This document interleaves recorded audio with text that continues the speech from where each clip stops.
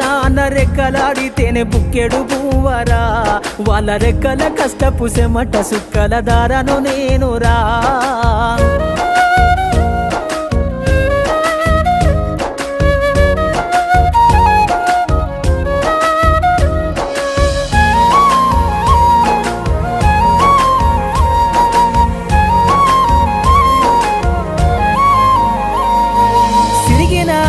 లాగులేసుకొని బాల్యమంతా గడిపినా, భర్త సంచిల బుక్కులేసుకొని బడికి రోజు నేను పోయినా.